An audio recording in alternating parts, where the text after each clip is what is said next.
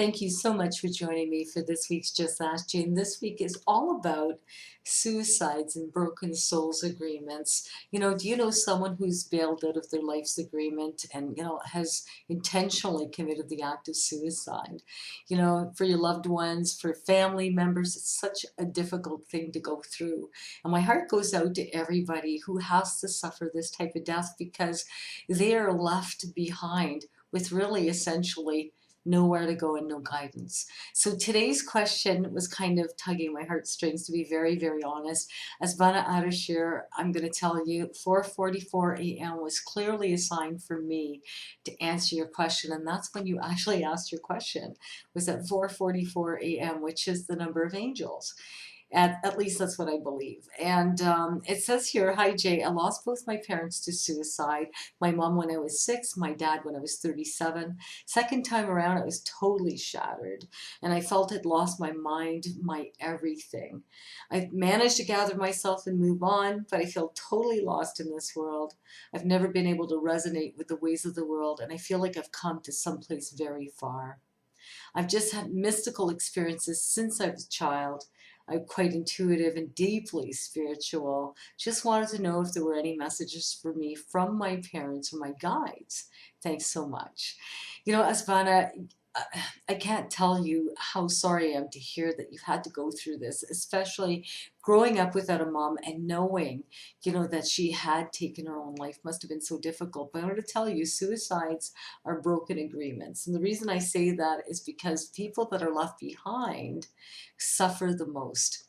Now, a person that passes through and a person that dies of a suicide is usually a broken souls agreement. The reason I say that is because I believe that before we come into being, before we come onto this earth, we make agreements with other souls to go through certain life experiences, good and bad.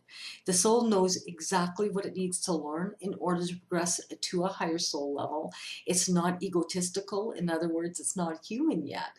So it knows sometimes that it has to pick very difficult challenges to go through so that it will learn what it wants, what it doesn't want, and so that it progresses again to that higher soul level once it goes back to its original state. In other words, once we die, once we go back to the other side, we progress to a higher soul level, going through certain life experiences because essentially we learn emotionally, physically, and mentally speaking. When a person commits the act of suicide, it means that they've intentionally bailed out of their life's agreement. There are 5 ways of dying, but suicide's not on the how-to list of passing away. In other words, if you commit suicide, there are kind of things that happen to a soul before it gets to the other side.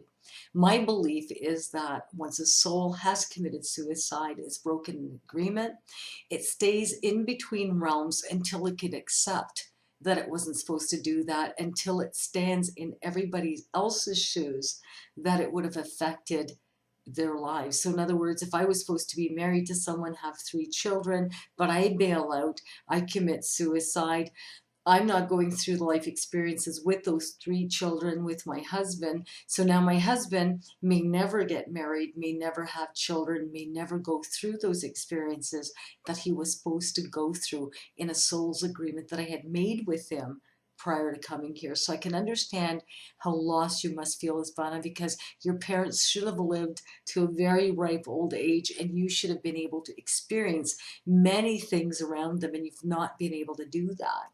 So a person that suffers as a result of someone committed suicide stays here without any clear direction. So in other words, you didn't go through certain life experiences with your mother or your father the way you should have, or they didn't see your children grow up, or they didn't see your accomplishments, or they didn't get to experience your joys, your pains, your sorrows, your gains. So at the end of it all, you would feel a little bit lost, but your parents are clearly now to the other side. I don't believe that they're in between worlds. There is a vlog that I did called Grounded Spirits.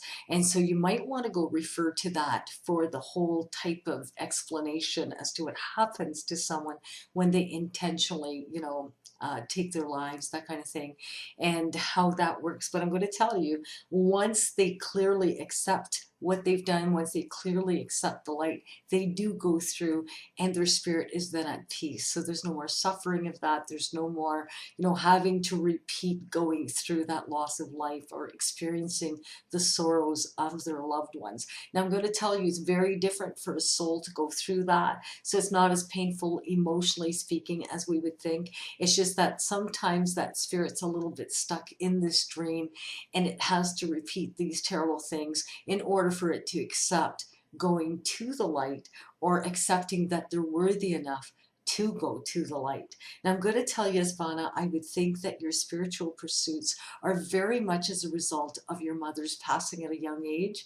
And I do believe in your intuitive gifts, but I would also think that as a result of, of the type of way she chose to meet the other side is also what influenced you to break the mold and to help so many people with your insights or with your knowledge or with your spiritual, encouragement, to help others who are going through such terrible, emotionally, difficult, distressing type of experiences, that if you're able to, if you're deeply spiritual and you're able to kind of tune into that, my hat's off to you, because one suicide is bad enough. Living two must be, just heart-wrenching. It's so difficult for you to really finally come to accepting that, your parents had difficulties and that, they couldn't live with what it was that they were set out to live,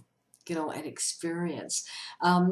Asbanaah, I want to thank you so much. I'm going to tell you that I believe that your mother would be your strongest guide around you. She does make me feel that you have beautiful things coming ahead. She doesn't make me feel that you're going to follow in any type of footsteps as they had. So I think you've broken that mold, which is a beautiful accomplishment, spiritually speaking, to this side. And I'm going to tell you that there's really a great 2017 for you, especially March, April, and May seem to be very, very fulfilled energetically for you. So they do make me feel that their energy is going to be around and they're going to help you achieve some of the goals that you've set out for yourself so that you can, pursue other things and other passions that you have to be able to fulfill yourself with a little bit more happiness. I want to thank everybody who's written in to Just Ask Jay, and especially to you today, Asbanaah, who shared your heart so openly here with all of us. And I'm going to tell you, I hope that your question today has helped somebody, but I'm going to tell you, very, very loved. Your mom and your dad would be around. There's also an older female that comes around with your mother quite a bit, who absolutely loves you and makes me feel that there's energy shared with names in your family. But I want to thank you so much, for writing in, and to everybody, don't be afraid. If you have a question, that's what it's all about, is to trying to get more information out there so that you're not living with fear, and so that makes your life a little bit easier to live. I love you guys all so much. Until next week. Bye-bye.